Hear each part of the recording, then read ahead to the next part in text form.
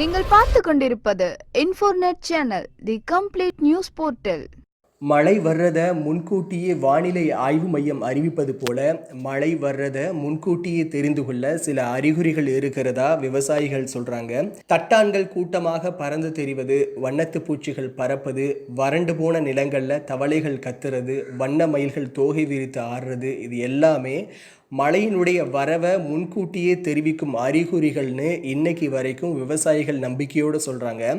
இதற்கெல்லாம் மேலாக பல நூறாண்டுகளாக வழக்கத்தில் இருந்து வர்ற மலைக்குருவி என்னும் சில்வண்டுகள் இறைத்தாலே மழை வரும் அப்படிங்கிற நம்பிக்கை விவசாயிகள் மத்தியில் இருந்துட்டு வருது.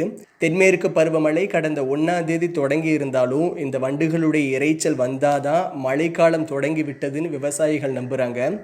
இந்த வண்டுகள் பருவமழை தொடங்கும் காலங்களில் மட்டுமே ஓசையிடும். இதன் இறைச்சலை நெருங்கி சென்று கேட்கவும், வண்டுகளை பார்க்கவும் ஆசைப்பட்டு அருகில் சென்று பார்த்தால் சத்தத்தை உடனே நிறுத்திட்டு அந்த இடத்தை விட்டு போயிடும். மதுரை அழகர் கோவில் பகுதிகளில் உள்ள அடர்ந்த தோப்புகள்லையும் சாலையோரங்களையும் உள்ள பசுமை மரங்கள்லையும் இந்த வண்டுகளுடைய இறைச்சலை இப்போதைக்கு கேட்க முடியும். ஒருவித பழுப்பு நிறத்தில் ராட்சச ஈ வடிவத்தில் மரங்களின் இடுக்குகளில் இந்த வண்டுகள் அட்டை போல் ஒட்டிக்கிட்டு இருக்கும். மாலை நேரத்தில் கேட்க அச்சப்படும் விதத்தில் அதிபயங்கரமான இறைச்சலை இந்த வண்டுகள் வெளிப்படுத்தும்.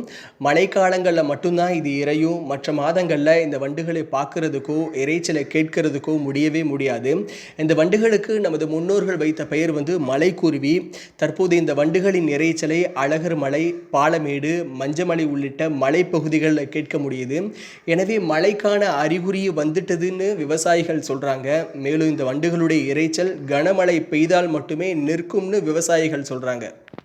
இந்த வீடியோ உங்களுக்கு பிடிச்சிருந்தா லைக் பண்ணுங்க, ஷேர் பண்ணுங்க, கமெண்ட் பண்ணுங்க. மறக்காம சப்ஸ்கிரைப் பண்ணுங்க. பக்கத்துல இருக்க பெல் ஐகானை கிளிக் பண்ணுங்க.